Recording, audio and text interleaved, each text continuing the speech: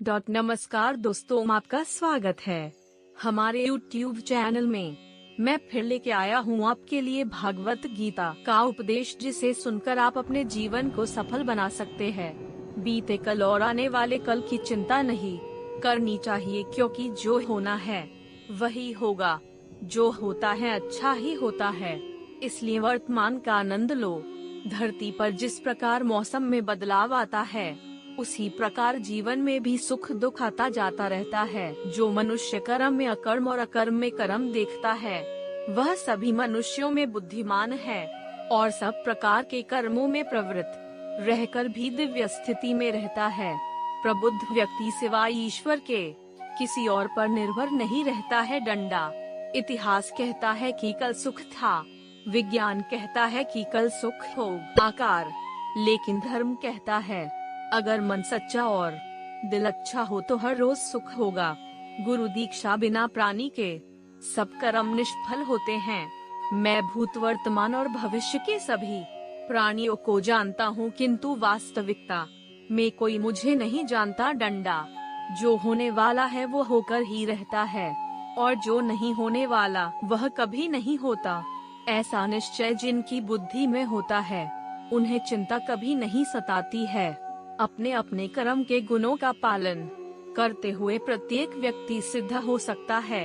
मेरा, तेरा, छोटा, बड़ा, अपना, पराया मन से मिटा दो, फिर सब तुम्हारा है, तुम सबके हो। समय से पहले और भाग्य से अधिक कभी किसी को कुछ नहीं मिलता है। यज्ञ, दान और तपस्या के कर्मों को कभी त्यागना नहीं चाहिए, उन्हें हमेशा संपत्र करना चाहिए। व्यक्ति जो चाहे बन सकता है, यदि विश्वास के साथ इच्छित वस्तु पर लगातार चिंतन करे। जो व्यवहार आपको दूसरों से पसंद ना हो, ऐसा व्यवहार आप दूसरों के साथ भी ना करें। हे अर्जुन, जो बुद्धि धर्म तथा अधर्म, करणीय तथा अकरणीय कर्म में भेद नहीं कर पाती, वह राजा के योग्य है। कर्म का फल व्यक्ति को उसी तरह ढूंढ लेता है जैसे कोई बछड़ा सैकड़ों गायों के बीच अपनी माँ को ढूंढ लेता है। डंडा। जब जब इस धरती पर पाप, अहंकार और अधर्म बढ़ेगा, तो उसका विनाश कर पुण्य धर्म की स्थापना करने हेतु मैं अवश्य अवतार लेता रहूंगा। जो पुरुष न तो कर्म फल की इच्छा करता है और न कर्म फलों से घृणा करता है, वह सन्यासी जाना जाता है। बुरे कर्म करने नहीं पड़ते हैं, हो जाते हैं, और अच्छे कर्म होते नहीं करने पड़ते हैं। डंडा। हे अर्जुन, मैं भूतकाल, वर्तमान और भविष्य काल के सभी जीवों को जानता हूँ, लेकिन वास्तविकता में कोई मुझे नहीं जानता है। जो मनुष्य अपने कर्म फल प्रति निश्चिंत है और जो अपने कर्तव्य का पालन करता है, वही असली योगी है। जिस मनुष्य के पास सत्वगुणी संपत्ति है, उसे मैं मोक्ष और सुख अवश्य प्रदान करता हूँ। केवल व्यक्ति का मन ही किसी का मित्र और शत्रु होता है। मनुष्य जो चाहे बन सकता है, अगर वह विश्वास के साथ इच्छित वस्तु पर लगातार चिंतन करे तो। क्रोध से भ्रम पैदा होता है, भ्रम से बुद्धि व्यग्र होती है, जब बुद्धि व्यग्र होती है तब तर्क नष्ट हो जाता है। जब तर्क नष्ट होता है तब व्यक्ति का पतन हो जाता है। वह व्यक्ति जो अपनी मृत्यु के समय मुझे याद करते हुए अपना शरीर त्यागता है, वह मेरे धाम को प्राप्त होता है, और इसमें कोई संशय नहीं है। अच्छे कर्म करने के बावजूद भी लोग केवल आपकी बुराइयां ही याद रखेंगे, इसलिए लोग क्या कहते हैं इस पर ध्यान मत दो, तुम अपना काम करते रहो। याद रखना, अगर बुरे लोग सिर्फ समझाने से समझ जाते तो बांसुरी बजाने वाला कभी महाभारत होने नहीं देता। मनुष्य को परिणाम की चिंता किए बिना लोभ, लालच और निस्वार्थ और निष्पक्ष होकर अपने कर्तव्यों का पालन करना चाहिए। जिसने मन को जीत लिया है, उसके लिए मन सबसे अच्छा मित्र है, लेकिन जो ऐसा नहीं कर पाया, उसके लिए मन सबसे बड़ा दुश्मन बना रहेगा। जिंदगी में दो लोगों का होना बहुत जरूरी है। एक कृष्ण जो ना लड़े फिर भी जीत पक्की कर दे, दूसरा कर्ण जो हार सामने हो फिर भी साथ ना छोड़े। मानव कल्याण ही भगवत गीता का प्रमुख उद्देश्य है। इसलिए मनुष्य को अपने कर्तव्यों का पालन करते समय मानव कल्याण को प्राथमिकता देना चाहिए। पीपी मैं ही लक्ष्य पालन करता, स्वामी साक्षी धाम शरणस्थली तथा अत्यंत प्रिय मित्र हूँ। मैं सृष्टि तथा ब्रह्मांड सबका आधार आश्रय तथा अविनाशी बीज भी हूँ। यह सृष्टि ईश्वरीय नियमों के अनुसार चल रही है और इसके चक्र को रोकने में मनुष्य समर्थ है। डंडा मनुष्य को जीवन की चुनौतियों से भागना नहीं चाहिए और न ही भाग्य और ईश्वर की इच्छा जैसे बहानों का प्रयोग करना चाहिए। जब भी और जहाँ भी अधर्म बढ़ेगा तब मैं धर्म की स्थापना हेतु अवतार लेता रहूंगा। क्रोध से पूरा भ्रम पैदा होता है और भ्रम से चेतना में घबराहट। अगर चेतना ही घबराया हुआ है तो बुद्धि तो घटेगी ही, और जब बुद्धि में कमी आएगी तो एक के बाद एक गहरे खाई में जीवन डूबती नजर आएगी। परिवर्तन ही संसार का नियम है। एक पल में हम करोड़ों के मालिक हो जाते हैं और दूसरे पल ही हमें लगता है कि हमारे आप कुछ भी नहीं है। भक्तों का उद्धार करने, दुष्टों का विनाश करने तथा धर्म की फिर से स्थापना करने के लिए मैं हर युग में प्रकट होता हूँ। कर्मों से डरिए, ईश्वर से नहीं। ईश्वर माफ कर देता है, कर्म नहीं डंडा। अपने आप को भगवान के प्रति समर्पित कर दो, यही सबसे बड़ा सहारा है। जो कोई भी इस सहारे को पहचान गया है वह डर, चिंता और दुखों से आजाद रहता है। जो लोग निरंतर भाव से मेरी पूजा करते हैं, उनकी जो आवश्यकताएं होती है उन्हें मैं पूरा करता हूँ और जो कुछ उनके पास है उसकी रक्षा करता हूँ। फल की अभिलाषा छोड़कर कम करने वाला पुरुष ही अपने जीवन को सफल बनाता है। न तो यह शरीर तुम्हारा है और न ही तुम इस शरीर के मालिक हो।